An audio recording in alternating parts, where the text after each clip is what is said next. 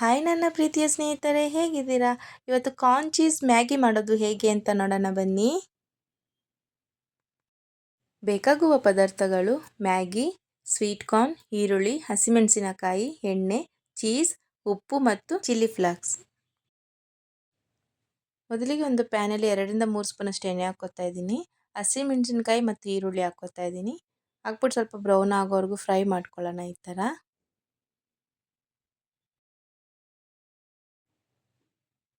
ಸ್ವಲ್ಪ ಬ್ರೌನ್ ಆಗಿದೆ.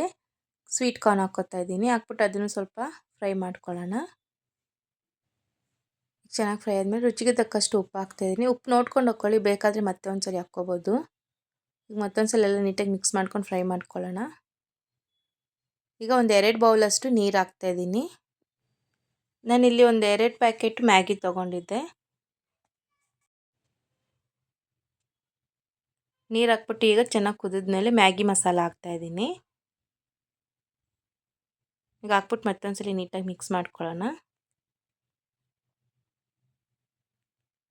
ಈಗ ಚೆನ್ನಾಗಿ ಬಾಯ್ಲ್ ಆಗ್ತಿದೆ. ಈಗ ಮ್ಯಾಗಿ ಹಾಕ್ಕೊಳ್ಳೋಣ. ಈಗೆಲ್ಲ ಒಂದ್ಸಲಿ ನೀಟಾಗಿ ಮಿಕ್ಸ್ ಮಾಡ್ಕೊಳ್ಳೋಣ.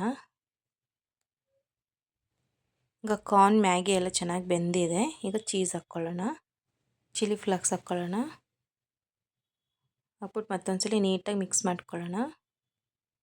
ಮನೇಲಿ ಮಕ್ಕಳಿಗೆಲ್ಲ ಈ ಥರ ಮಾಡಿಕೊಟ್ರೆ ತುಂಬ ಖುಷಿಯಾಗಿ ತಿಂತಾರೆ. ನೀವೊಂದ್ಸಲಿ ಟ್ರೈ ಮಾಡಿ ನೋಡಿ, ಖಂಡಿತ ಇಷ್ಟ ಆಗುತ್ತೆ. ಈಗ ಕಾರ್ನ್ ಚೀಸ್ ಮ್ಯಾಗಿ ರೆಡಿಯಾಗಿದೆ. ಸರ್ವಿಂಗ್ ಪ್ಲೇಟ್ಗೆ ಹಾಕ್ಕೊಳ್ಳೋಣ. ನೋಡಿ, ನೋಡಲಿಕ್ಕೇ ಎಷ್ಟು ಚೆನ್ನಾಗಿದೆ. ನೀವು ಮನೇಲಿ ಟ್ರೈ ಮಾಡಿ, ಖಂಡಿತ ಇಷ್ಟ ಆಗುತ್ತೆ. ಇಷ್ಟ ಆಗಿದರೆ ಲೈಕ್ ಮಾಡಿ, ಶೇರ್ ಮಾಡಿ, ಕಮೆಂಟ್ ಮಾಡಿ ಮತ್ತು ಸಬ್ಸ್ಕ್ರೈಬ್ ಮಾಡಿ. Thank you friends.